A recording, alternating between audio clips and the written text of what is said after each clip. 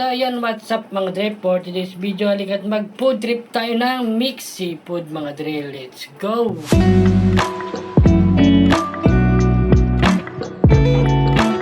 Siyempre mga dre, i-ready mo natin ang bagong sapin ng ating table, yung para mas maganda siya mga dre. At i-ready na rin natin yung mga sangkap ng ating mga gagamitin sa pagluluto ng mixed seafood mga dre. Let's go! Siyempre mga dre, kung mapapansin nyo, nagayat ko ng bawang at ng sibuyas. Siyempre pati na rin ng sili mga dre. At siyempre, ayan na, ready na lahat ng ating lulutuin. Siyempre, iba-buttered shrimp natin yan. Ganun ang dating, pero mixed seafood siya mga dre. Let's go, lutuin na natin yan. So ayan, ganito mga dre, pinakuluan ko na ang ating crab at ang ating hipon na yan. Siyempre pagpakulo niyan, diretso na rin yung tahong. At dito mga dre, gagawa na tayo ng sauce. Yan, unahin natin ng butter, sunod natin yung bawang. Siyempre kailangan maluto muna yung bawang. Pang nag-brown yan, diretso na natin yung sibuyas. Siyempre yan, sama na rin natin yung sili na yan para may konting spicy. At dito mga dre, ilalagay na natin yung oyster, ilagay na rin natin yung ketchup para i-megos-megos natin yan mga dre para matimplahan na natin yung ating mixed seafood mga dre. Napaka-solid nito mga dre.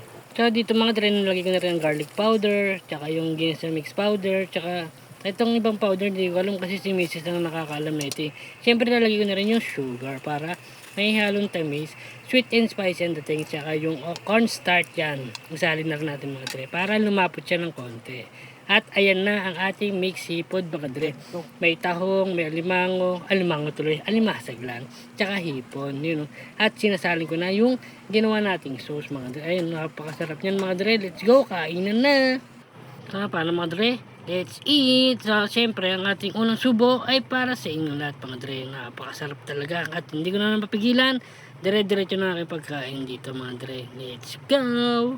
At dahil nga may bagyo na naman, hindi na naman nakapasok ang mga bata at si Mrs. Ay hindi pala nakapasok, wala pala talagang pasok mga dre. Kaya eto, nakapagluto na naman kami na napakasolid na FT mga dre. Kasi pag nandito si Mrs. automatic magluluto kami. Pero pag may pasok na sila, yan, para ano lang kami, kain na lang kami dito sa kantin, sa karinderya, kasi wala namang kakain na.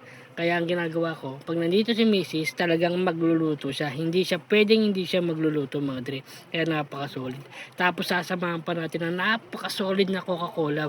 Coca-Cola, baka naman. So yun na nga mga dre. At dahil katapusan ngayon, araw na naman ng bayaran natin ng mga bills. So paano gagawin natin mga dre?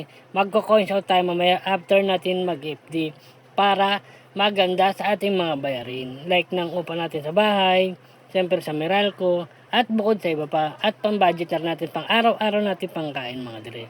So paano mga dre? Sana nasarapan kayo sa ating pag-food trip ngayong araw mga dre. So paano mga dre? Hanggang dito na lang. Maraming salamat naman sa panonood ng ating bidyong food trip. Kaso nga lang, pagpasensyahan nyo ng ating pag-edit kasi umuulan ngayon.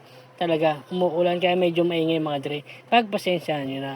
So sana mga dre, wag nyo nga palang kakalimutan mag-like, comment, share na rin, follow mga dre.